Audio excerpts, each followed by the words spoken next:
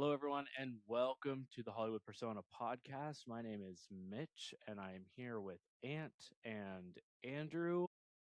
How are you boys tonight? I'm good. Good. Ant, Doing you great. with us? Good. Yeah, doing great, man. Happy to finally be doing this episode.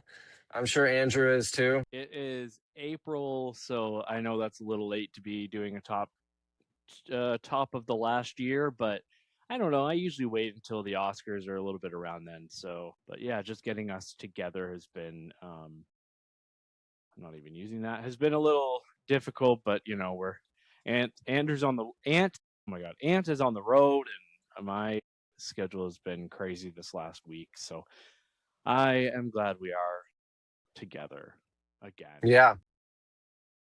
So yeah, how have you guys been? I know we're not going to talk about the Mummy, but I know we all saw the Mummy.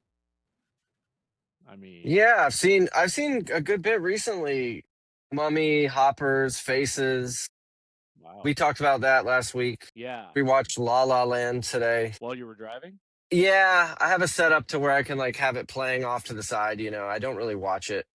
But I think I heard a song from it and I'm like, oh, I gotta rewatch it. Do you like that movie, Mitch? It was a big deal when it came out, remember? I love that movie, and I do I too. think It's really it's good. yeah.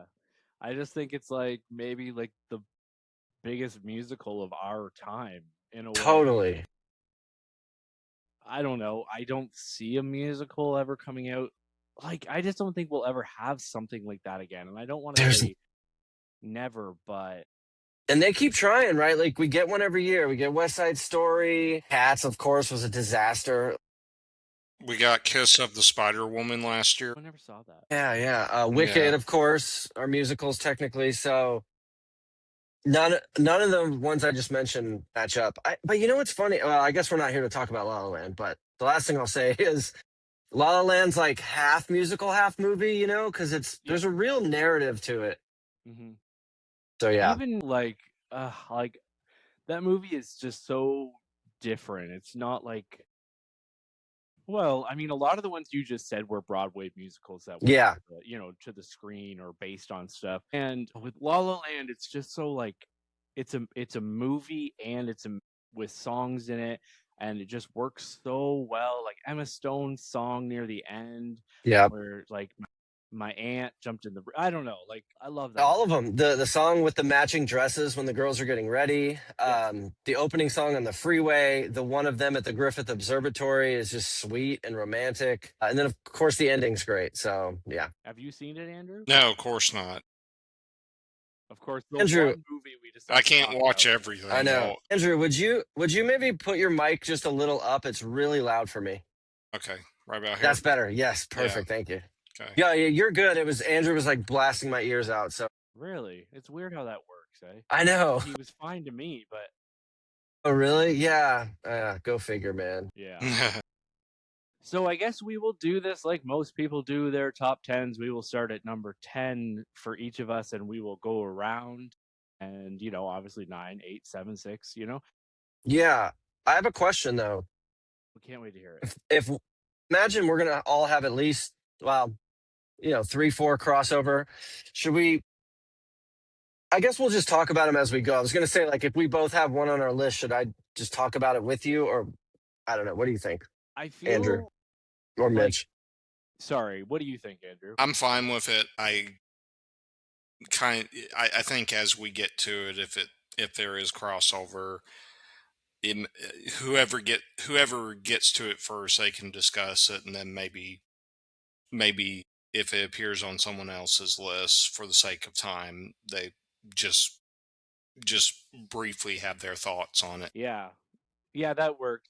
Yeah, because I don't want to know, like, if, I mean, there's probably a good 99% chance that we're all going to have Sinners on our list. So let's say, like if I have Sinners at like 8 and someone has it at 4, like don't tell us that you have it at 4. Right. You know what I Right. mean? Okay. Just, we can all talk about it, and then like later on you can say, well, my number 4 is Sinners, blah blah blah, kind of thing. Okay. Yep. I like Yeah. that. I like Okay. it. Okay, so who wants to go first? No takers. I will go first. Okay. What is going on? Of course, my list is all messed up here. Let me just quickly. That's why. Did I go first? Yeah. No. You go first, Ant. I'm sorry. Okay, so I'm gonna first say there is, while we're doing this in April, there is an advantage. A disadvantage to us doing this so late is like so much time's passed, but we get the advantage of 4 months like setting in for a list to fall into place. Like if we made this January 1st, it might have like felt different, I think, because as I was going through and cataloging, I'm like, yeah, that one stuck around longer, or I want to highlight this one. So my number 10 is One of Them Days. Do you guys remember that movie? Yeah. No. Oh, okay. So this was was it Kiki Palmer? Yes. Yeah. Kiki Palmer, SZA. It's like people were at the time were calling it Friday for Girls. Mm. And I was still working at AMC when this came out, and it was a massive hit. I worked at a Atlanta theater, which is majority black, I would say, or like 50% black. Big black audience came to the theater I worked at. Andrew can confirm that as well. It was Yeah. definitely a black, black audience majority. And so that made it even better because it was aimed at that audience. And anyway, that movie, it was hilarious, hilarious. Think I ended up seeing it twice in theaters. And I saw it with my AMC crew that I worked with, and then I saw it again with someone else. And it was just a nice surprise. Very funny, original as hell, and yeah, all the bits worked. And who knew that SZA could act well? I think she played herself, basically, the rapper SZA. But Kiki Palmer, man, I think she had her fans already, but to me, I was like, who's that again? Who's that? And Cat Williams has a cameo. Cat Williams was the best part of that movie. Very, very funny. So yeah, Yeah. that's One of Them Days, and it's hilarious, and I love the movie. It's super funny. Yeah, it kept popping up, throughout the year, and I knew it was one that I wanted to get to because I do remember you talking about it. Yeah, that's my number 10. One of Them Days. Yeah, so I will go next. My number 10. You have to be kidding me. Definitely. Sorry, just my list keeps. Okay, sorry. So one, that's what I thought. My number 10 might make you guys mad, but I really loved it. So I'm sorry, but my number 10 is Thunderbolts. I know it's probably Doesn't make me mad. It's probably nowhere near your guys' top, but after Marvel has kind of been in the dumps, for a little while, and it's been like this, to me, Thunderbolts was not only a return to form, but it was something a little bit different. And of course there were the regular superhero beats like in every other movie, but I like that. I mean, the comedic and the way Marvel does their thing. But there was also just more to this movie, and I like all these characters and where it went in the third act, obviously, I think caught us all by surprise. Yep. So yeah, so for me, my number 10 is Thunderbolts. I mean, Fantastic Four was also good, but it didn't make my list. But yeah, so Thunderbolts, that is Marvel's Thunderbolts is My my response to that would be I think that was the best out of the three Marvel movies last year. Mhm. It was definitely Yeah. good. What did you like it, Andrew? Do you remember? Yeah, I liked it a lot better than I liked it equally with Fantastic Four, and certainly a lot better than Captain America. Yeah. I actually forgot about you said 3 and I'm like, what was the third one? Yeah. Oh man, Captain America was such a miss. Yeah. That was a Such rough movie. But yeah, no, a Thunderbolts is good. such a lost opportunity, that movie, to have I Yeah. know. Harrison Ford and Red Hulk and new Captain America, and they just Remember how bad the CGI of the cherry blossom field was? Yeah. Oh, Yeah, he's walking through a parking lot. yeah, man. All right, Andrew, what's your number 10? Well, Mitch mentioned his pick making some people mad. My pick will probably make someone mad. I saw this at a Regal mystery movie, and everyone I talked to after the movie hated it. And they said they did not understand it. That is The Mastermind from Kelly Reichardt. My God. I remember you liking this. What did you like so much about it? I think it's the fact it is so consciously different with what it's trying to do. It reminded me so much of like 1970s cinema of like Robert Altman, and then I realized later after watching Long Goodbye that Long Goodbye essentially is almost the same movie as Mastermind. They're both movies that aren't about anything, Mm. and Josh O'Connor's character is such a bumbling loser that the fact that he even pulled off the heist in the movie is the luck of fools. And it can be argued obviously that nothing happens, and the comedy of that is the fact that nothing happens, but how it's done I thought was just interesting to watch for me. That's cool. I didn't end up seeing it because as you know, I've said I'm just not a Kelly Reichardt fan. But I Yeah, want to say Josh O'Connor is on fire. His star yeah, is rising. yeah, yeah, he did. He's And he did no you, rebuild it. He did rebuild in the last year as well. and he's got something big coming up, right? With Anne Hathaway or somebody. Disclosure Day. Disclosure Day. Yeah, That's yeah, Steven Spielberg. Spielberg. Yeah, Yeah. yeah. He yeah, was in Um, Wake Up, Dead Man, Wake Up Dead Man. He was the star. Challengers. Yep. I didn't see Yeah, the yeah. Mystery of Challengers. He was the Town. part of the triad of Sorry, I keep Challengers. talking over you, man, but I No, haven't. it's okay. I'm doing the same. Well, cool. That's good. I'm glad you liked it. She definitely has her fans. Like, you're not alone. Like, people yeah, love her movies. To me, yeah, they're just the ones I've seen. I think I've just seen her other two. They're just a little slow, but I totally get it. I get it. yeah. So that's cool. That's good. Mastermind. Yeah, he was a bank robber pulling off a heist, right? No, it was he was robbing an art Art museum. heist. Art Yeah, heist. Yeah. yeah, and the way the opening does it, like the camera work in that, it makes you want. It doesn't present the appearance that him and the wife and the two kids are connected just from the way it's filmed, like the way the camera follows him around, and then they get outside and you realize it's a family. Uh, Yeah, it's on Mubi right now, so if you have a subscription to that, obviously watch that. yeah. Her other two movies was First Cow. Mitch, do you remember that? And then Yeah, showing that up. one was an art house darling. Hmm. Yeah, And then the one that I really hated. Showing up. yeah, and I love showing up, which don't understand my taste sometimes. And she did another one I think called Meek's Cutoff, which I'd Yeah, like to see because I've heard that's good. Me too. yeah, Yeah, I know. I'm All looking right, at. cool. Sorry, I'm looking at her career, and like The Mastermind is her ninth film, and I didn't really hear about her until First Cow, and then Same. but then now I'm looking. She did Certain Women, which hmm Oh, did yeah. did like, and then Night Moves, but Oh, Meek, it's Eisenberg.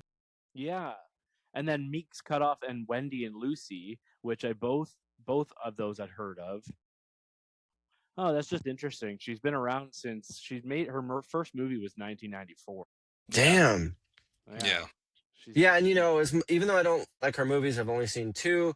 I do want to say, it's good to have women creators making art house movies and being in the space. It's good to have unique voices, even if I don't like her voice particularly. So, yeah. yeah. All right. Well, so that's Andrew's number 10. That's Mastermind by Kelly Reichardt. Yeah. So this would be my number 10. I mean, my number 9, sorry, which is kind of one of those movies where Ant and I might have put on that superlative list that you made that one time that we did where it was like that movie you forgot about that came out in last Yeah. year.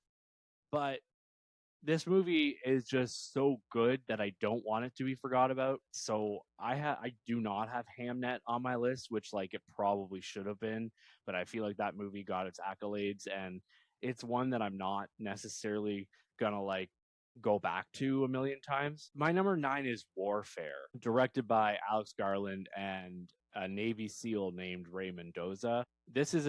I think this is a really, really good movie, filmed incredibly well, tense, action packed, true story about the Iraq War, the Navy SEALs, and it's called the Battle of Ramadi. And yeah, it's really tense. It's got some great young actors in it who like are either up and coming or already making it. So yeah, so I think I don't know, you guys both saw this, right? Yeah. So I anyways, remember the sound design being insane in this. yeah. Yeah. I just think everything about that movie is generally perfect, and I don't know. I think it's hard for me to leave that off the list when I think it's just so well done and not talked about enough. Yeah, it almost made my list. This was close. What about you, Andrew? Did you I like was it? not a fan of Warfare at all, and I No, saw it in the theater, but that's perfectly fine if you liked it, Mitch. thank you, Andrew. Yeah, it had it had detractors. It split a lot of people, and I can't remember why, but it was. I remember it coming out, and some people like really were like, "No, this doesn't work at all." It, I think for me there wasn't really a whole lot of acting going on. They could have just gotten people. They could have gotten like people in like a Walmart parking lot and told them to dress up in military fatigues, and it would have been the same difference. I don't know. It had Will Poulter, Michael Gandolfini. Yeah, I mean, I don't know. From my memory, I remember it being more focused on the mission and the yeah. camaraderie, and not necessarily the individuals. But yeah, I like this movie. Yeah, I was confused about. Well, I wouldn't say I was confused about the mission. It just they made the mission clear. It was just so vague. It left me with no connection to it. That's fine. But Yeah. yeah, my review on it goes into more detail, and I got blasted for it, so it's fine. yeah. uh, I think a lot of the split on that movie just it was political, whereas for me as like a Canadian, and that was yeah. That's fair. 2006. I mean, it wasn't top of mind while watching it, but I think for some people it hit politically about Good call. I think I Yeah, remember things. that. Yep. Yeah, yeah. but for me as a movie, I was pretty much blown away. So So that's your number 9. my That number is 9, Warfare. Warfare. Yes. All right, so then my number 9, this is one I think you saw it, Mitch. Yeah, you did. Okay, good. And then I'm pretty sure Poe Man, you saw it too. I don't know if I see your avatar on Letterbox as watched it, but you'll tell me in a second. So this is what I was saying at the beginning, where since we did this in April, it reshuffled some stuff. The movie Lurker. Yeah. So this. All right. So Lurker, it just took me by surprise. Hadn't heard anything about it. Didn't see a trailer. Didn't know the poster. I think I was driving the truck. I was in one of the Carolinas or somewhere, and I just went and saw it, and it really stuck with me, just for the main reason that this really feels made for our time, and it's about a guy who he kind of manipulates a up and coming pop star into bringing him into his fold of his crew, his entourage. And it's all like it's all brown nosing. They're blowing smoke up each other's asses like, "Oh, you're so good, man. That photograph you took is amazing. Oh, we should move the stick like this instead of like this because it'll make the picture." Like, it's blowhardy, wannabe artistic people, Wow. and it has a nice kind of twist and turn, as this kid kind of takes over this guy's career and makes himself the spotlight. It's real insidious, but it's a display of human behavior of what happens, I'm sure. So yeah, it's called Lurker. It was a directorial debut, and yeah, if you haven't seen it, I would recommend it because it's weird and it's mean, and it's only 100 minutes. What do you remember about it, Mitch? I remember a lot about this movie because it made me feel things that like I didn't want to feel. And I think oh, sorry.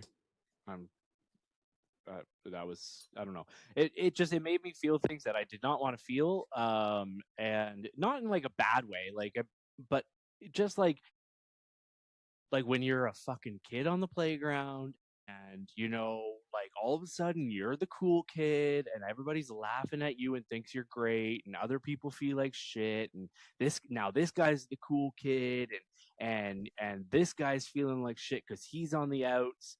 And Yeah, like Yeah. it's funny because it's like an adult situation, but I felt like a kid again in the worst possible good way way at to. times. Yeah, yep, And I know the kids use cringe, but it's so cringy at times watching, totally. because this guy probably looks very similar to me, the main guy. But he's like taller, but he's like really skinny. You know, Yeah, like he through the whole movie, he looks like he should not be there because Yeah, and this isn't, but he's like, it's a black rapper. He's and mixed. Yeah, yeah, sorry if he's and and this guy just sticks out because he's got this other guy's the rapper has mostly black friends and this like tall lanky white guy just stands out. It's a very interesting movie and I but I don't know. I don't know if it 100% just fucking freaked me out too much. I don't know. yeah, totally cringe, hard to watch in Yeah. moments. And I normally like really don't like the cringe movies, like because I feel it, and I'm like, oh, I just get me out of here. But watching this guy just weasel his way, wedge himself Oh, into this crew, and then he does something to where they now can't kick him out, and he becomes a total asshole. He's just a scum. He's just a bad person. But everyone is kind of at fault too. they're So all shitty people. Yeah. yeah, they're all just terrible people who Yeah. I could see myself like falling into hanging out with these guys if I was 21, Right. and then looking back later and be like, God, why did I hang out with those fucking losers, you know?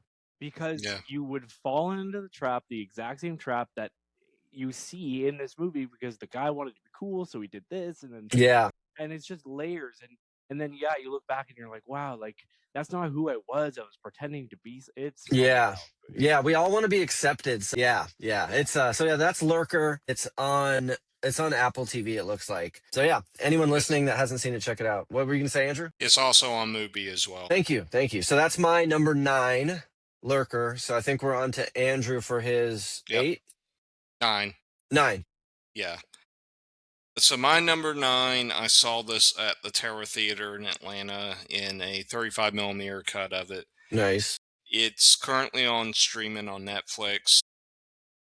The thing about this movie, probably if you pay attention to a lot of my reviews, I'm pretty much a complete fan of French New Wave films, probably almost sickeningly so, despite having not watched a whole lot of them, which I don't know. I need to just bite the bullet and just go through the whole move that whole film style. But you may know what I'm talking about. It is Nouvelle Vague from Richard Linklater. I remember you loving this movie.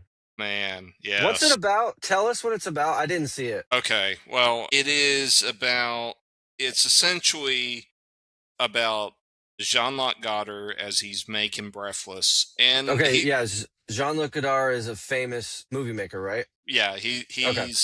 he's one of the founders of the French New Oh, Wave right. Right. movement, and it talks about his time working at Shahir du Cinema with other writers, and the movie starts with them coming out of the movie theater, and he's complete Goddard's pretty much an idiot, but he's brilliant. He can't read the room. Let's just be Hmm. honest. And he's like, that movie sucked. Why did I watch that? And the other three that he's with, which were also writers at the same publisher, same magazine, were like, well, we've made movies. Why don't you try it, Jean-Luc Godard? And he's like, all right, fine. I will do it. I will make my freaking movie. He has no money. He has to find money. He has no script. He basically writes script as he goes, and he uses Jean Seinberg and Jean Paul Belmondo to be in the movie, and Jean Seinberg is like mad at him the entire time because she's like, "Why did I do this?" Hmm. It's a hangout movie. If you have no understanding of French New Wave, the movie will not help you at all. It will just not help you, and it will flash names as the movie goes along. Like Francois Truffaut just shows up, and there's his name underneath him being there. So I liked it. I still feel like I need to watch more French New Wave at some point, but yeah, Okay. All right. Nouvelle All Vague. right. Yeah, it had some awards hopes. It might have gotten some like the art house ones. yeah, Your description of it makes me think this is kind of like the French version of Mank, because Mank was about Mankiewicz in a way. But yeah, cool, cool. Yeah, I should have seen this. I didn't get to it. And I should have seen it too because I love Linklater. I love most of what he's done. So, um, I had to look it up, and then as soon as I saw it, I was like, oh yeah, I remember. But I just yeah, super He good. also did Blue Moon, which came out last year too. Yeah. And honestly, like it was like my rating between the two, it was like a toss up essentially, but because of what type of movies I like, Nouvelle Vague ended up higher up on my list. All right. So that was your number 9. So Hmm. Mitch, your number 8. Yeah, my number 8. We're getting into the horror top heavy of my list this year, which is very.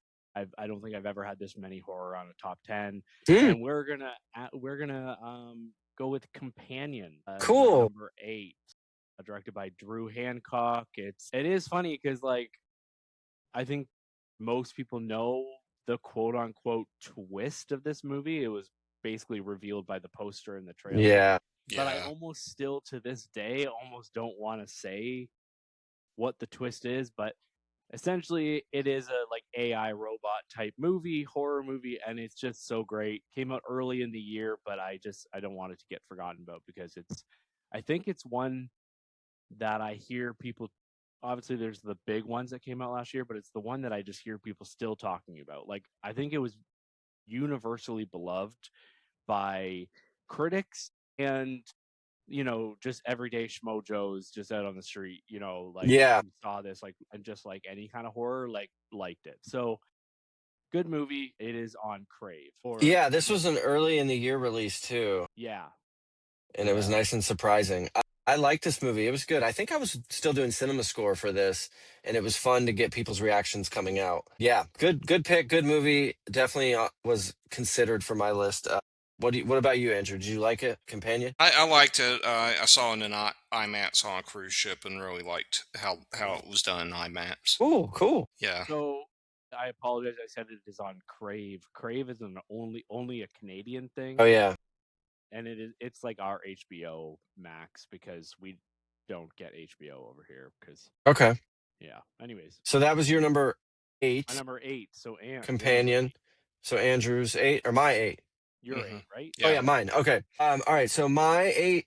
This might be surprising to you, Mitch, that this would be here, and I doubt either of you have this, but again, with hindsight, looking back on this, my number 8 is Superman, James Gunn. So he wrote, directed, and produced this, and this is not a perfect movie. It's not, maybe even not the best Superman movie, but it was just such a, to me, a great step up in the right direction for DC again.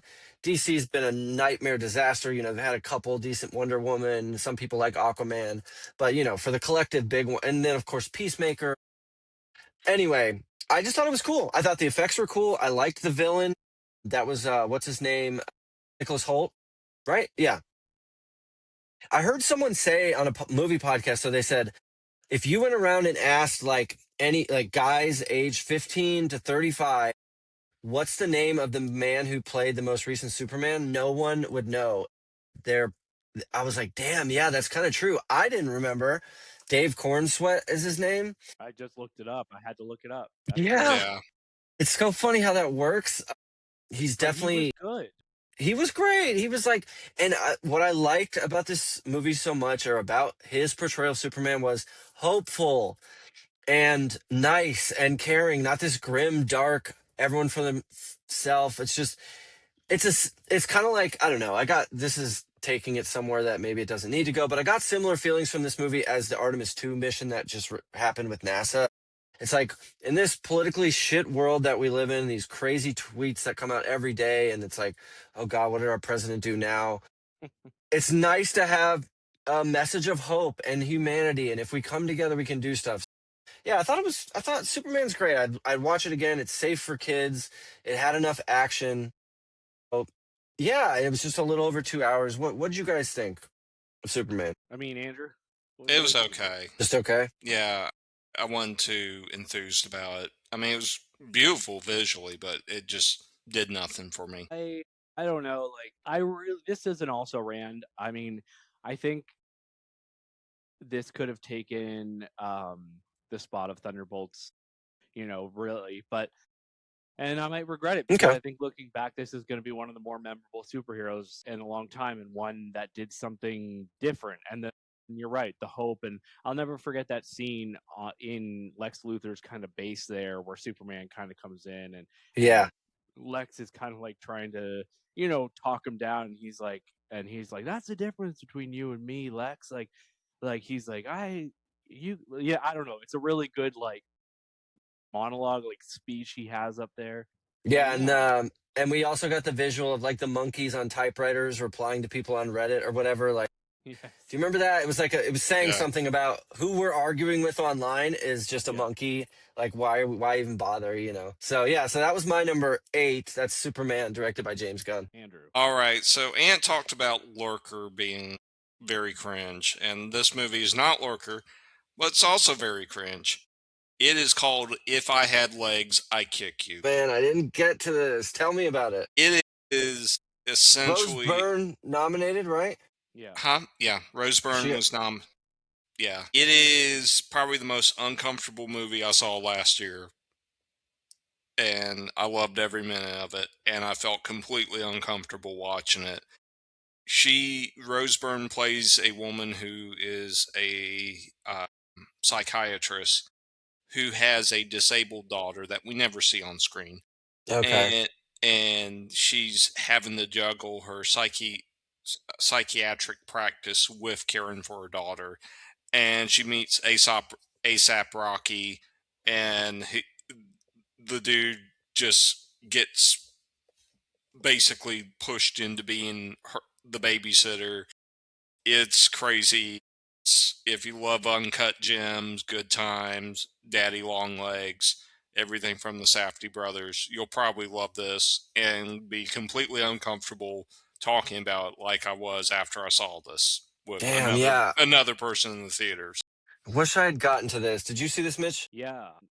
I don't know. Like I heard very early things about Rose Byrne's performance in this, and I really love her. And then so when it came to streaming, I watched it, and yeah, Andrew is totally right. She's just a mother trying to make things work. She's not the not the best person in the world. It's like just her and her child who has like a feeding disorder, and you just feel so bad for her, and it's kind of just a her against the world type of movie, and she's getting no help. Nobody Hmm. gives a shit. Conan O'Brien plays like a coworker who's another therapist in her building, and he's like a jackass as well. And I'm glad you have it on your list. It's definitely one. I gave it 4 stars. I like it. Yeah. It's definitely not one that I'm gonna ever probably rush to see again. Yeah, for me, Conan O'Brien just reminded me so much of Philip Seymour Hoffman. It would be the type of role that if Hoffman were still alive, he would have been doing. Yeah. He kind of reminded me of like a mix between Hoffman and like almost like Louis C.K. a bit. Now I Yeah, know I can people see don't that. like Louis C.K. and he's had some issues, but anyways, yeah, yeah, All right, so that was your number 8. 8. Yep. If I had legs, I'd kick you. yeah. So, oh, is it mine? No, is it? Okay. So my number 7. Now I don't know if you guys will have this on your list. I don't think Ant will, but it's sentimental value is my number 7. Oh yeah. I really This movie made me feel a lot of things to the point where I couldn't even kind of write a review about it because my head is just so full afterwards. I love these characters so much. It's written so well. It's essentially Elle Fanning plays an actress, and then Steven Skarsgård plays a man, a director and writer of movie of he has 2 daughters, and his relationship with the daughters are not great, not perfect, and I think it just hit on so many levels, and I cried and I laughed a bit, and I think it's just a really really beautiful movie, and I love all these actors. All 4 of them were up for Oscars, I think, all 4 lead like and supportings, and it's really good. Obviously Renata Rensburg. I think so. Renata. Yes. Excellent.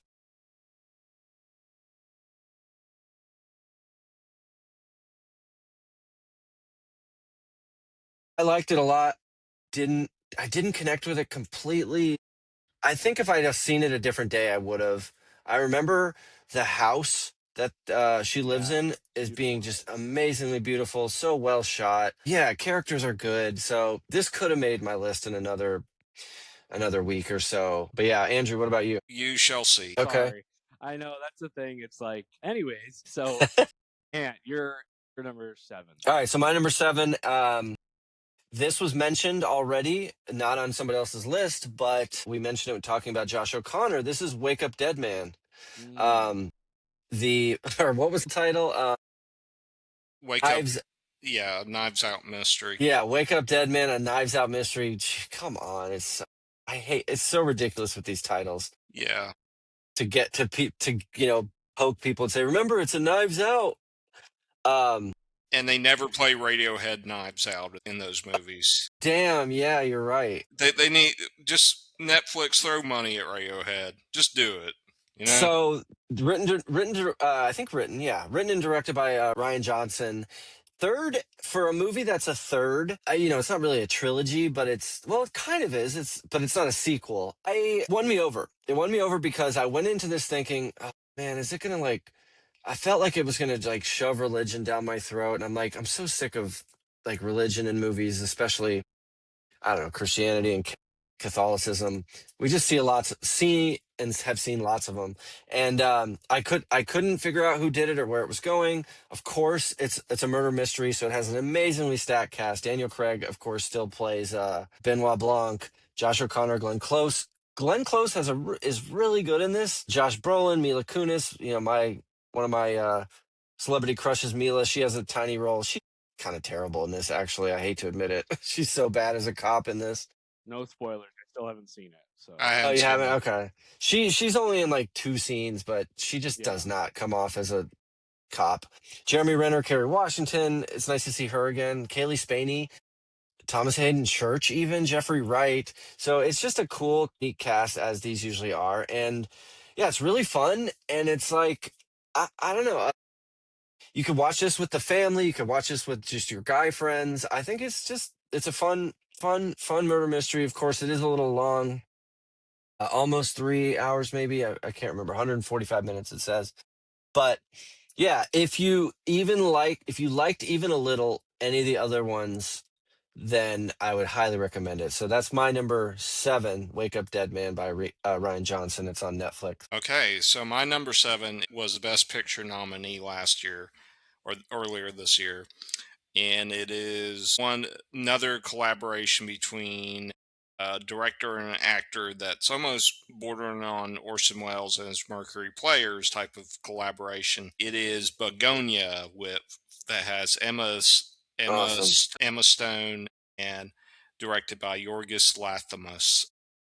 The movie, yet again, it's another movie that's just uncomfortable to watch. And when I saw this in theaters, the person that sat next to me on the same row, I asked him what he thought. His response was, "This was the worst movie I ever saw." It it pokes fun. The satire is so sharp that you'll bleed, and that's what I loved about it. And it's a remake of a South Korean movie called Save the Green Planet, which Oh yeah. I recommend watching that first before you Mm. see Begonia, because watching Begonia on its own, it will not make sense. It complements Save the Green Planet so well, and it's gross, it's violent, it's bloody, it's brilliant. I loved it. Yeah, I would disagree. I would say Begonia made perfect sense without having seen Beyond the Green Planet. I know. Yeah, I know. Or are you saying Beyond the Green Planet won't make sense? No, no, it helps, Okay, but okay. if you're able to understand it, it's fine. It a lot of the movie, like, I couldn't believe how much of the tone and how much of the scene, like, a lot of the scenes from Save the Green Planet would show up in Begonia, Gotcha. but they were done so differently that it wasn't like an obvious copy and paste. Okay. Yeah, this will come up later for me. I also really loved it. Yeah, I loved it. I liked it too. It didn't 100% work for me, but I kind of can't remember what didn't work for me at this point. I think it's really well done. It's definitely your for me. It's Yorgos Lanthimos' worst, I think, but Mm, that's Hmm. not saying much because I yeah, love yeah. him so much. It's a 4-star movie, and I really like this movie, and I think everyone should see it.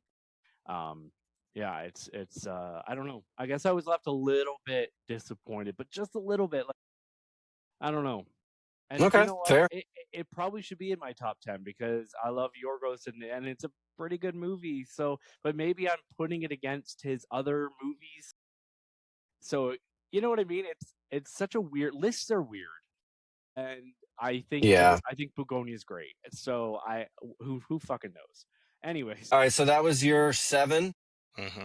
So now Mitch is 6. so my 6 is one that I'm going to talk about and then I'm going to shut up because I know you guys are going to talk about later because I think this one is going to be high for both of you, but I don't want you guys to even spoil if it isn't on your list. I don't want to know.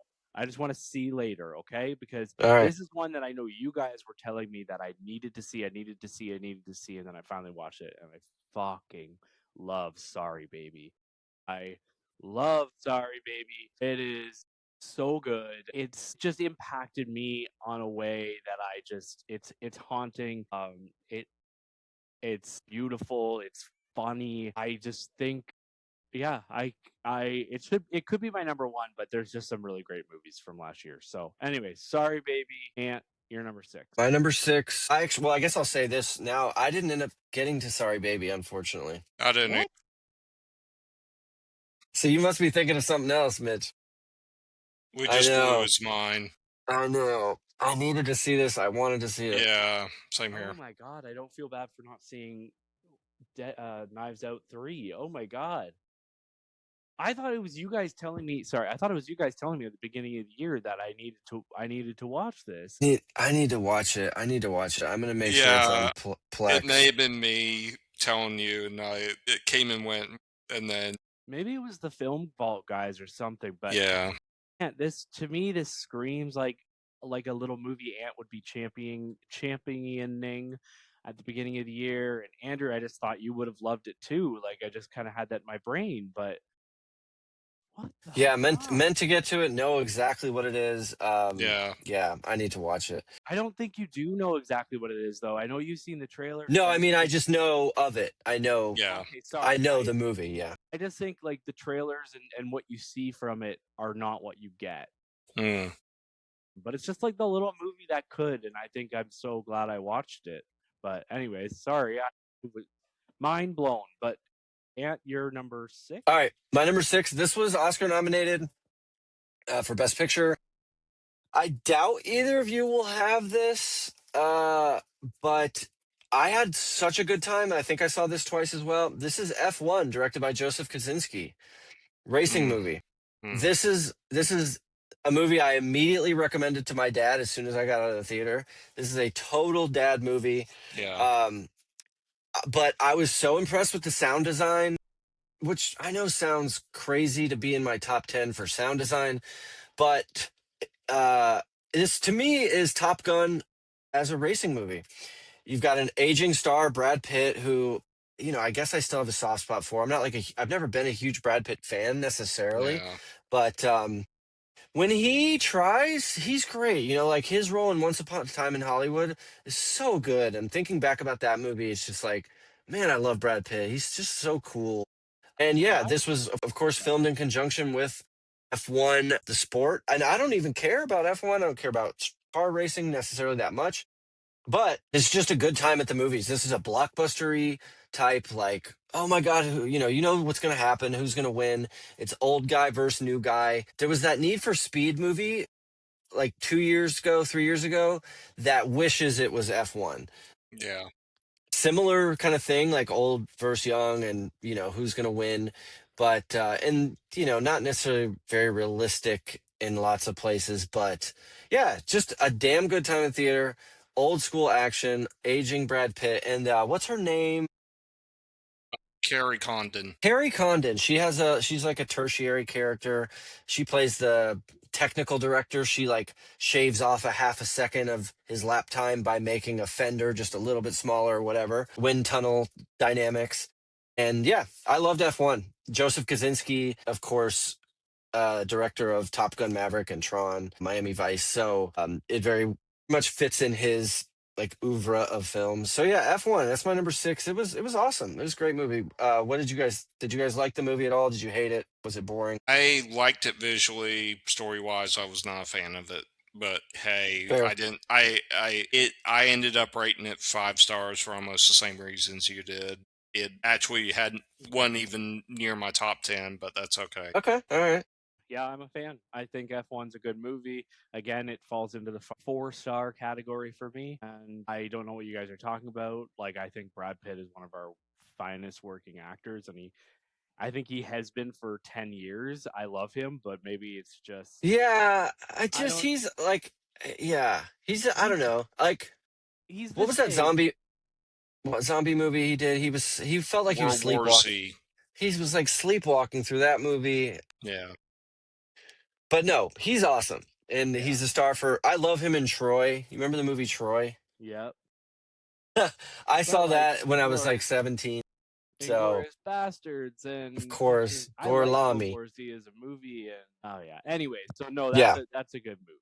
So yeah, F1, that was my number 6. Yes, Andrew. All right, so my number 6, it is very possible it's going to show up on either of your lists. I saw this in IMAX.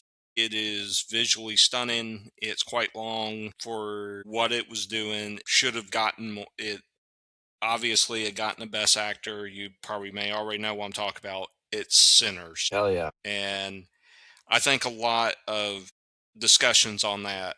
It honestly it could probably fill out a podcast as far as the amount of discussions that can be brought up about that movie. It's very awesome to have someone like Ryan Coogler make a movie like this on his terms that's as artistically and cinematically fulfilling. The famous scene where the camera is going Hmm. wrapping around the room as the person is playing as they're playing, and it encompasses past, present, and future of black music. So cool. That's an experience. Seeing it at home, it won't feel the same. You have to see it in a theater. And I wish I saw the 70 IMAX 70 millimeter cut, but Georgia's got Georgia. You know. Yeah, that's all I'll say about that. All right, Mitch, it's your Sorry, turn. I was muted. I'm so sorry. I Oh, was I like, was like waiting for Mitch to talk. I Yeah, apologize. I love the movie. I'll talk some more about it, of course. I doubt we'll have anything more to say about it. But anyways, so sorry, Andrew. It's hard to be the first one to talk about the movie when you know it's going to be on everyone else's list. Maybe. Maybe. So my number 5 is a movie. Sorry, something is going on my phone. What the fuck? Is a movie that could be on other people's lists. It is Weapons, a surprise Oscar nominee and win for I forget her name now. Amy Madigan. Yes. Madigan. Zach Kreger, who gave us Barbarian, which like I liked Barbarian. I didn't love it, and so I didn't know I was gonna get this when I walked into the theater, and this movie is so good. I don't really think there's anything else I have to say about it. Weapons is Weapons. I think anybody listening knows what Weapons is, and they just fucking killed it on marketing and everything. So I don't know. This really worked well. So, Ant, your number 5. My number 5 is Weapons. No way. Yeah. Nice. Yeah, directed by Zach Kreger, like you said. Yeah, this movie just it was such a relief. And I guess a side result of me driving all around and seeing movies in different theaters. You saying the title and stuff, I'm like, oh yeah, I was in New Hampshire, I was in Vermont or somewhere where I Mm. saw this. And so it's a nice like snap back to where I was at the time. And I saw it like on Thursday or Friday opening, and I was with a pretty big crowd. Mitch, as you remember me complaining about Julia Garner, I just dislike her. I don't like her. She did great in this, and she Who kind of else? won me over. I know who else could play this role. Like I don't want to picture anyone else in the role. I understand your dislike for her, and I've seen I movies where I'm don't. like, That's okay. She, well, I well, don't know. I've the reason I always didn't like her was I always said that she had like very much resting bitch face, and that's not necessarily a bad thing or her fault. You know, you can't change how you're born. But the movies I saw her in were The Assistant, where she played like a Harvey Weinstein, Oh, that's a great movie. I love that. and then The Royale Hotel. I doubt anyone saw that. I did. But in both those movies, to me, and I know The Assistant is like a serious story about, you know, abuse. I just didn't like her. I didn't like her character. I wouldn't like to hang out with her. She just seems like a stuck-up bitch, and I hate to say that, and that sounds misogynistic, but that's how she always came off to me until Weapons. She's incredible. She's so good in this. She's terrified. I mean, what she's going through is just terrifying.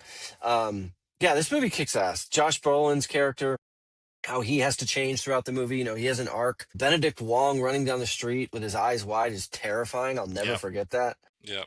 And yeah, this movie's awesome. Weapons is my number five. It's so good. Yeah. Yeah.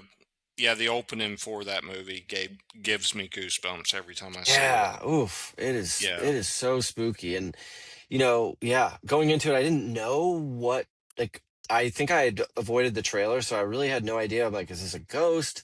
Did she kidnap these kids? Like, when we, you know, when it all comes Right. together, it's great. It's really, really good. So, yeah, that's Weapons. That's my number five. All right. So my number five, it's very possible this may be on either of your lists as well. And it's a movie that is very political in its story. It's based on a Thomas Piccone story novel, and it is one battle after another. Hmm.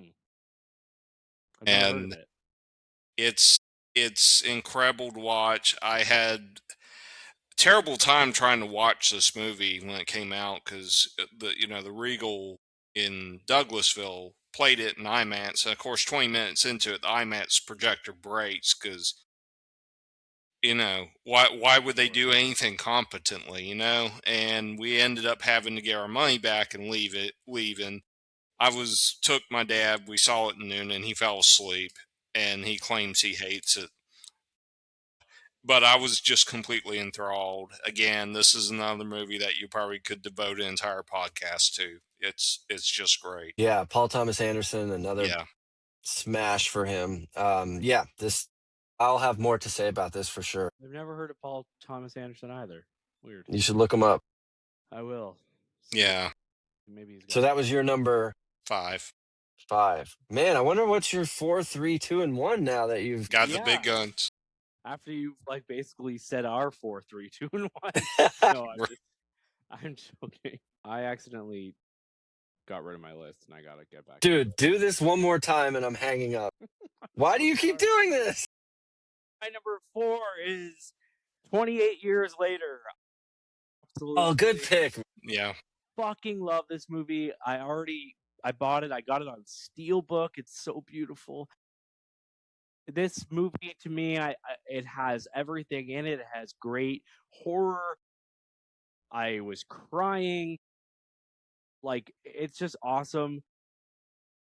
Anyway, so 28 years later, I think to come back to a series like this after so many years and to just bring something so unique and scary and different, like, good for Danny Boyle, whoever she is. That's a callback to the film vault that nobody's ever going to get. But anyways, This would have been on my list, except I love the Bone Temple better. I refuse to see it until after we made this list. You haven't seen the Bone Temple? Nope, not yet.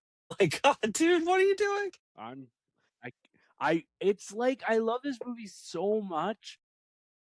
Like, I can't see how the next one's gonna live up to it. Tell you, I say good news in that they're different movies. Yeah. There's no way that the Bone Temple has nothing to do with this one except for the kid. If Yeah. we meet, yeah, like you're in for a treat because there's nothing like you're not going to see Bone Temple and think, oh, that ruined 28 years. Like, no, they complement each other. I would probably say watch A Bigger Splash before you watch The Bone Temple, but it'll become obvious when you see it. Okay. I've never even heard of A Bigger Splash. A Bigger Splash. It's gonna be the Lucida The guy who did Call Me by Your Name. Oh, Luca Guadagnino.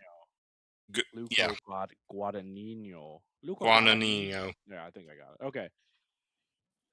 So it's your number 4, Andrew. No, Ant. no. Yeah, mine. Yes, Yeah, 4. yes. 4, 1, 2, 3. Okay. My number 4 was mentioned. It was Begonia, Yorgos Lanthimos. I love this movie. His last movie wasn't that great, actually. I would put his last one as his worst. Was that Anthology? Do you guys remember it? Yeah, Kinds of Kindness. Kinds of Kindness. I love that movie, but I'm weird. It's okay, but it's 3 separate stories. They kind of Yeah. connect. But no, this is great. This movie pokes fun at the insane conspiracy jerks that are online spouting crappy nonsense. And oh, it's so good. What's his name? Who's the lead actor in this? Jesse Plemons. Jesse Plemons is so good in this, so believable, so scary. And Emma Stone, of course, is awesome. Shaves her head. The intellectually disabled guy that they got for this that plays his cousin is so good, and you feel so sorry for him because he's just pulled into this garbage Yeah. with his cousin. I love the ending. At first, the ending didn't work. I was like, that sucks. No, no, no. But as more I, time went on, I'm like, all right, that's cool. I love the ending to it, and I'll just kind of leave it at that because I'd be spoiling Save the Green Planet if I talked about that too. Okay, yeah. And then I also want to give like a tip of the cap to Yorgos because he didn't use his crazy fisheye wide lenses like he did has done in other movies, which I just would see that as distracting. His movie The Favorite, like every other shot was this giant wide lens, and I didn't really understand what that did for the movie. So I was like, oh, good, he didn't go obnoxious with this. So yeah, it was twisty turny. I never really was sure what was going to happen or where it was going. Um, it's awesome. Begonia's great. It was just one of the better movies of last year for sure. What you got, Mitch? Can I ask a question about that? Okay, I know in the recent Mummy movie, what is that? Is that fucking lens he kept using, where it's like Oh, something split was in? diopter.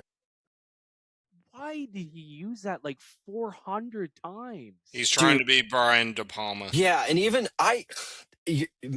great call, Mitch. He used it Sorry, so many times. so random.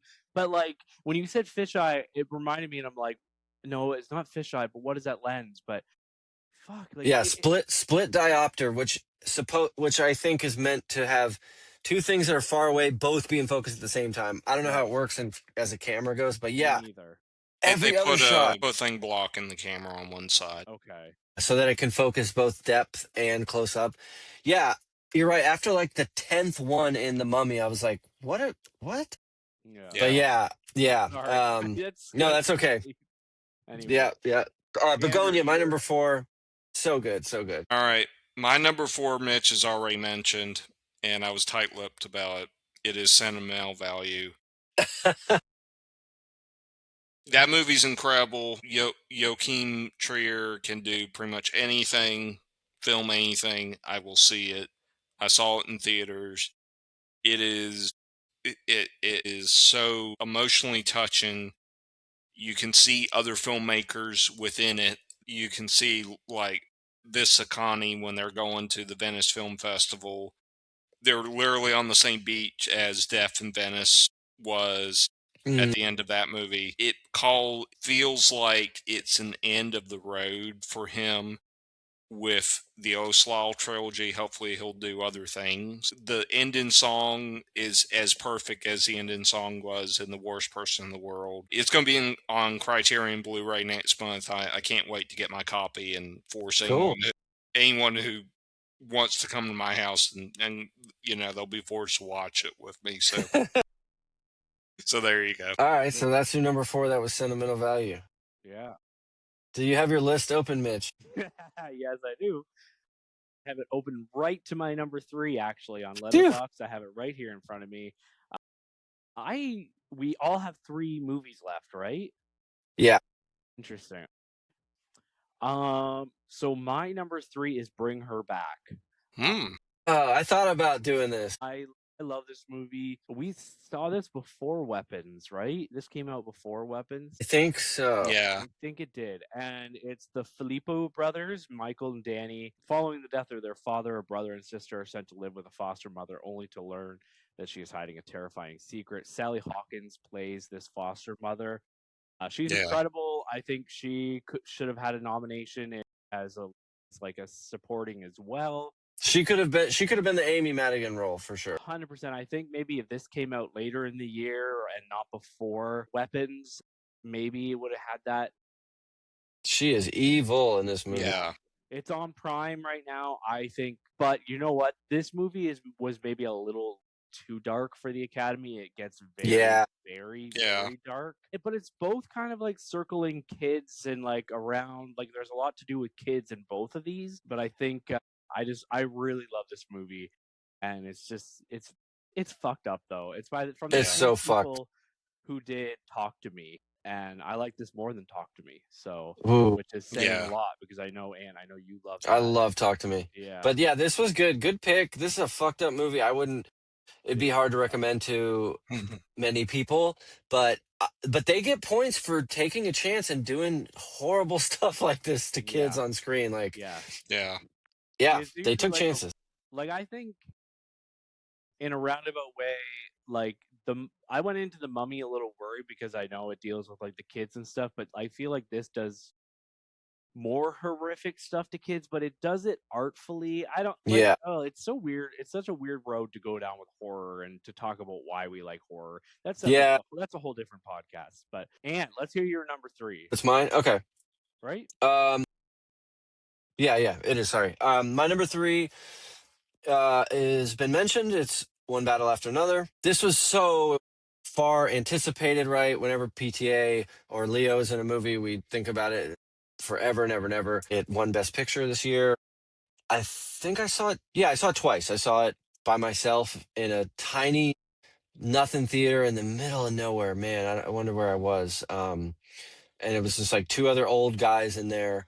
I like slept in the park in that movie theater's parking lot that night. In my truck, not in the not Yeah. homeless. But yeah, I mean, what else to be said? Everyone knows this movie. The way the final scene, the car chase is filmed, where the camera's rolling over the hill, creative as hell. The actress that plays Leo's daughter, help me, Chase. Chase Infinity. Yeah. She, when she's a newer actress, and to be on screen and volley well with Leo and all these other big names, she did great. Sean Penn is just, he's such a piece of shit, but that's the point of his character. He's so good. He was Yeah. so incredible, deserved the nomination and win. Right? He won. Yeah. Yeah. Or wait. Yeah, he won. He Yeah, won. He just, yeah. he wasn't He there to wasn't there, accept it. Yeah, it's excellent. I think this is one that'll stand the test of time, be talked about for a long time. It's politically like pertinent to today, even though it was been in the making for years. It's fantastic. One battle after another, so good. Yeah, that's my Who did you number 3. say directed this? I, Who directed it? PTA.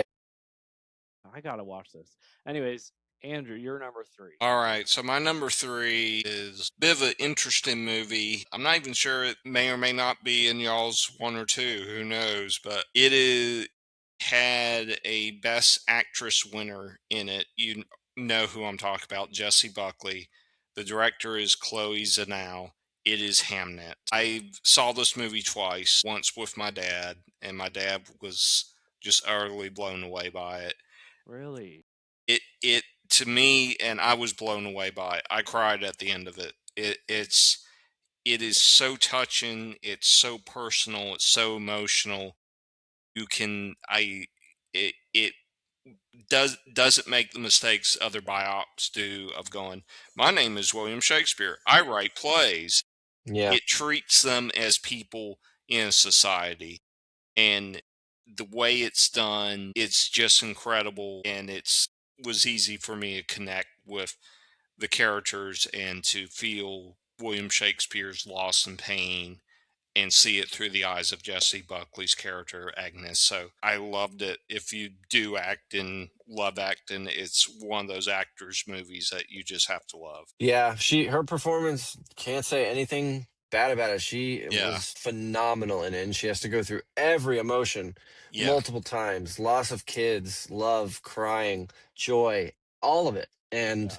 I didn't necessarily love the movie. I guess I don't know, man. It's hard for me to get bought into any Shakespeare stuff. I don't know. I don't know. Maybe it's like lingering like hardship from being force fed it in school, you know? yeah, Um, but I can't deny, and even the cinematography, like Chloe Zhao, yeah.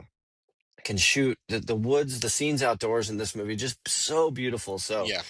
yeah, I can see why you liked it. You liked it, Mitch? You already mentioned it earlier in Yeah, this list. I said like it probably should be on my top 10. I knew it wouldn't be on Ants, but I didn't know you had so much love for it, Andrew. It's and I'm glad you have it on the list. I know one I had one friend like talking about how overhyped Buckley was, and before I watched it and I'm like, if you think that's overhyped, I'm like, that is like that is a beautiful portrayal of grief, and not even like the scene where she goes through some loss, but the scene at the end with the I think you were talking about there, Andrew, about with at the theater. And On Oh, yeah. stage, yeah. yeah, Yeah. she's just looking up and the look on her Yeah. face, and all the emotions she goes through in there with like anger to Yeah. everything, and you're just on her, and you're not like there's a play going on, and you're not even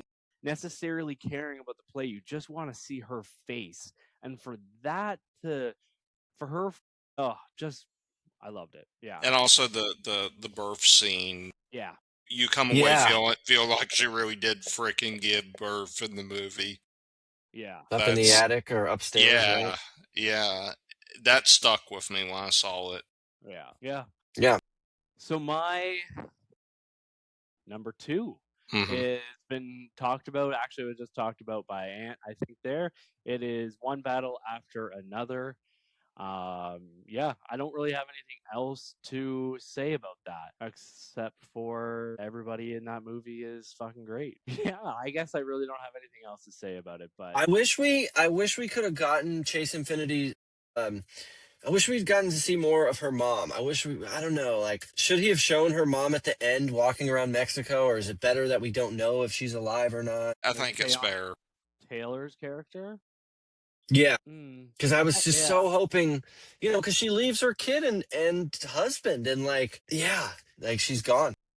I think it would have taken away from the movie if we saw that. Probably, yeah, yeah, yeah. I But definitely, yeah, so good. I definitely don't think it needed it. I guess, No, but I mean, I wouldn't have hated it. I she don't know. was That's a weird thing to say, I she was guess. just so magnetic that her Yeah. Yeah. opening. I don't know. She's part of like the opening 30 minutes or so, and it's just like, oh man, well, who is this chick? Oh, I want to know about her. She's playing both sides.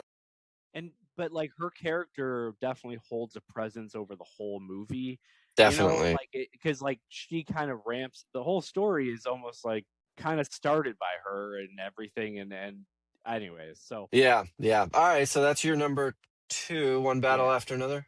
yeah.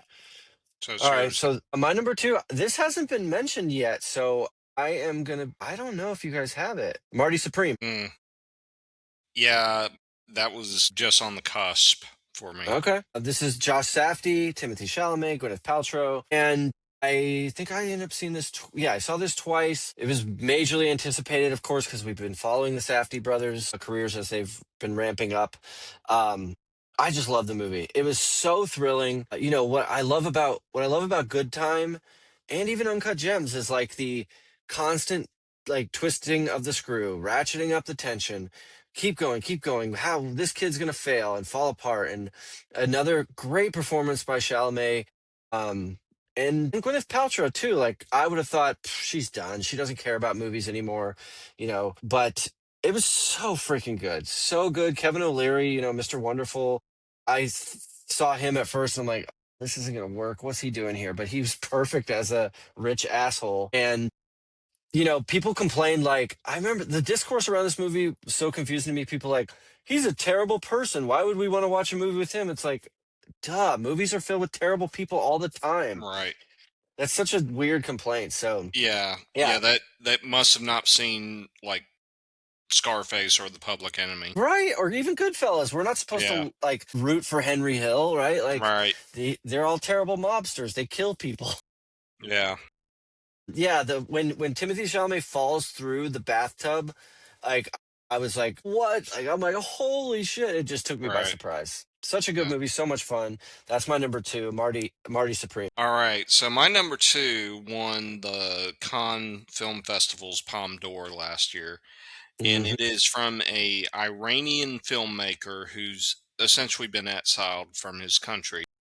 What's it, Jarhadi? Hold on. It is called "It Was Just an Accident" from Jafar Pahani. Fahani. Yeah. The movie just crept up on me. I found it completely engrossing to watch. It is actually funny at times, and just to kind of set it up for folks, it is about a guy who works as an auto mechanic who hears the voice of his interrogator one He night. thinks, right? Right, he thinks it's his interrogator, and that movie, it he pulls in other people who also think it also think the guy's the interrogator too. So there's a lot of statement in terms of what it means to live in that type of society, what it means to have gone through such an ordeal and come out the other side of it. It um, the thing about with that director is this is something he's always done. He's always highlighted things that are uncomfortable to talk about within Mm. Iran, and for people like me that are outside of it it sheds light. It doesn't mean it's reflective of the society, but it's helpful in terms of what he's trying to say in his vision. I need to see Yeah, this. I do too. I didn't see it. Ugh. It's on This Hulu. this and Surat. I don't know if either of you saw that. I haven't seen Surat. I will probably see it at some point this I've week. heard it's incredible, so I Yeah. need to see that too. Not to conflate the two, but they are both overseas movies and just ones that I didn't get to. So my number two, then let me pull up my list here. I'm just kidding. I thought you already did your number two. Right, my number one. Yes, my number one has obviously already been talked about. Knew as soon as I saw it, way back in October or whatever, that this was going to be my number one of the year. I think it's one of the better movies I've seen in the last 20 years, and that is Sinners. I think No, it came out in May, was it May? I meant, oh, March, sorry. April. Yeah. I got that mixed up. But yeah, Ryan Coogler, who is just great. The kids and I are going through Marvel.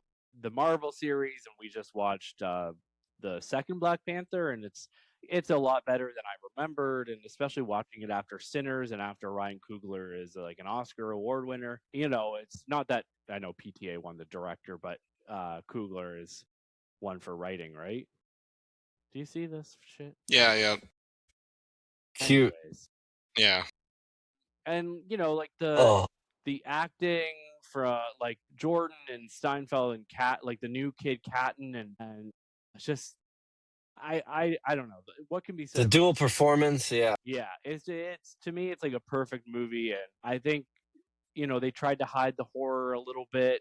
I didn't necessarily knew it was going to be a horror movie going into it, which was fine, but yeah, so which was I mean a revelatory at the time, but like now you look back and you're like, okay, it was kind of a horror movie, but it's more than that. It's kind of, to me, it was like an epic Yeah.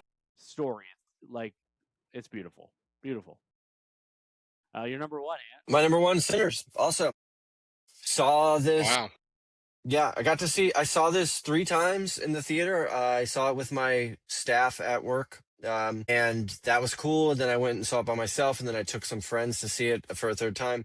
The scene we mentioned earlier where he goes through the history of music, the first time I saw it, I was like, no, I don't know if this Me works. too. But as it went on and the second time around, I'm like, oh no, this is so cool.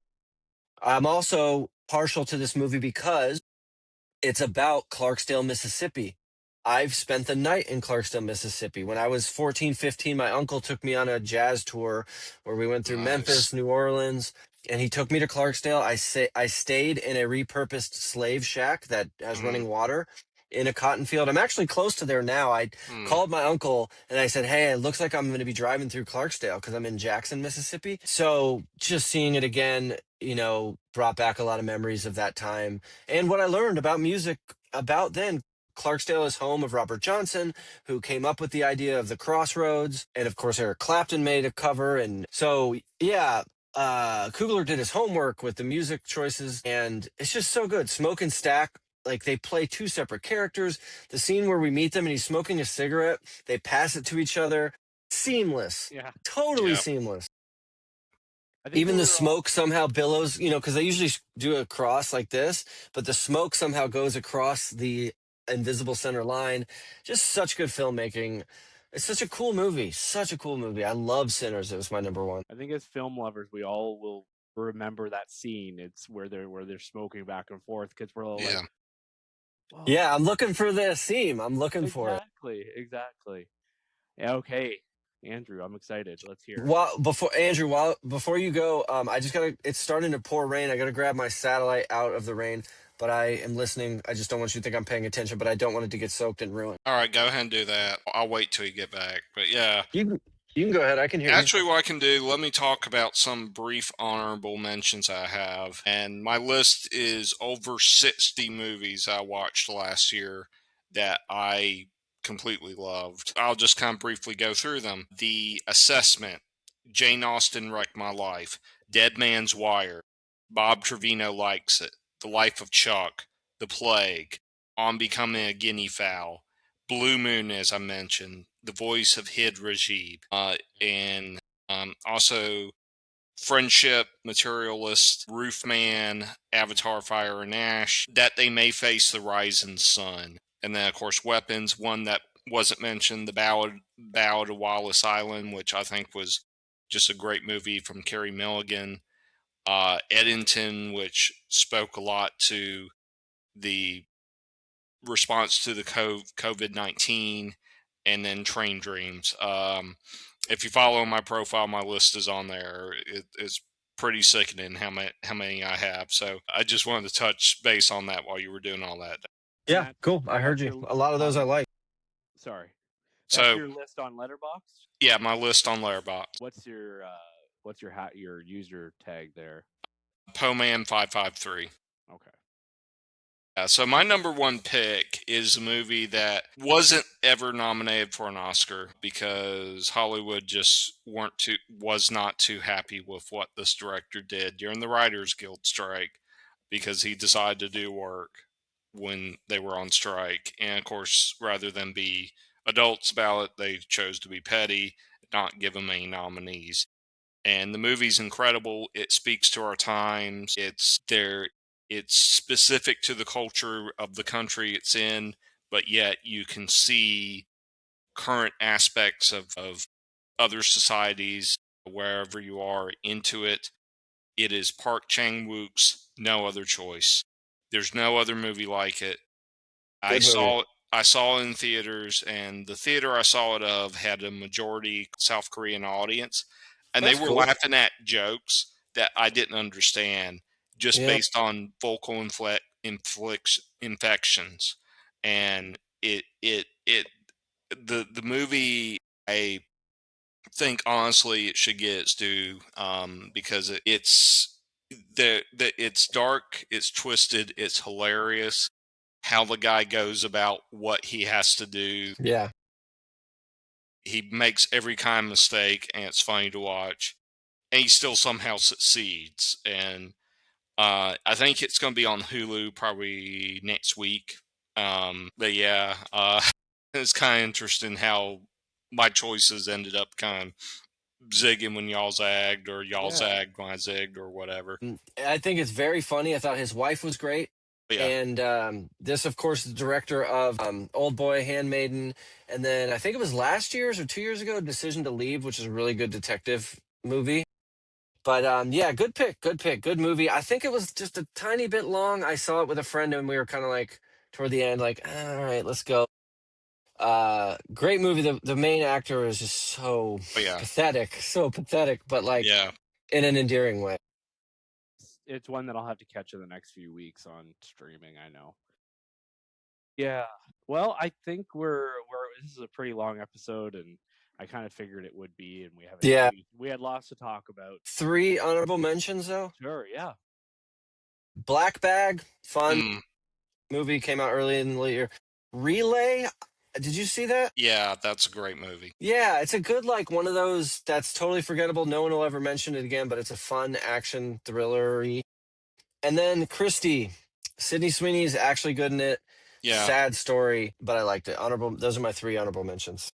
So go ahead, Mitch. Well, I guess if I had to put any movie on an honorable mention, it would probably be Black Bag, and Caught Stealing, Hmm. Yeah, caught stealing. and then Superman, which was mentioned as well, and then, you know, it's weird because Predator, Killer of Killers kept jumping up because I gave it like 4.5 stars because I really, really liked it. I don't think I would ever put it on the top 10, but I think it's one that a lot of people overlooked because it's animated, but it's better than Prey, and I really, really liked it. So, Yeah, yeah. but anyways, so yeah, so those were our top tens of the year. Thanks you guys for being a part of this. This was a lot of fun. So Andrew, sorry, you want to say your letterbox again, and where else we can find you? Well, I have a Instagram account that links to. It's just my name. I rather, for personal reasons, I rather not share that. Uh, Yeah, yeah, but it's Poman553 on Letterbox. cool. Yep. Did you want to mention, Mitch, a movie you hated? I think you said they're the worst movie. Yeah, I did want to, if that's okay. Yeah, Yeah, I have go for two. I sorted, and I have two that I remember. Like, God, Well, I'll just say a couple that I saw that him, which was the football movie bummer. Ash, which I don't know if Yeah, you guys saw, that but movie's terrible. yeah, yeah, it's awful. with awful movie. The Electric State. That's Um, on mine. That's one of mine. Fucking terrible. you know, there's a couple other bad ones, but I'll let you guys go first, and if you don't say them, then I'll say them. All right, the only other one I was going to mention Electric State, but the other one I want to mention, you guys, I think you've seen it. I know Andrew probably has. Love Hurts. Oh God. Yeah. So bad. Yeah. Such a bad, and it's a too bad because it had Kihi Kwan, Yeah. but it was terrible. Okay, that's Yeah. all I have. Mine is War of the Worlds with Ice Cube. I didn't end up seeing it. I didn't end up Sorry. seeing it. Yeah, it's just cosmically terrible. Yeah. It That's probably if my worst. it's a comedy, you just have to laugh at. That's how terrible it is. Until Dawn was kind of bad. I like that one. Didn't mind Yeah. Until Dawn. My other ones, you guys are like Shutter ones that you guys probably didn't watch. Vicious with Dakota Fanning and Mm-mm. The Rule of Jenny Penn. I've With, seen that. did you? It was with John Lithgow and Jeffrey Rush in an old folks home horror movie. Just so bad. I I remember I that. kind of liked it. How about Flight Risk with Mark Wahlberg? God, that's terrible. What about like Wolfman? That was all Woman in Back. the right. Yard. Nah, Wolfman's terrible. Woman in the Yard. Did you guys see that one? I didn't Yeah, like Woman in the Yard. that No, was it was all right. awful. And then Keeper was the other one. You guys, Yeah, that was pretty terrible. and I swear to God, you told me to watch it, and then I was like, fine, I'll watch it. And I went and watched it, and I'm like, this is awful. And you're like, yeah, right, I know it's awful. And I'm like, Aunt, you just told me to fucking watch it. Like, what do you? Right. You're like, no, Yeah, I agree. it It's was bad. bad. It was bad, but I think it's because someone directed that, right? Osgood Perkins. Yeah, Osgood Perkins. Yeah, it didn't work. It just Yeah. didn't work. Well, Shelby Oaks, Andrew. You tried to get me to watch that too, you fucking asshole. great way to Well, take a nap.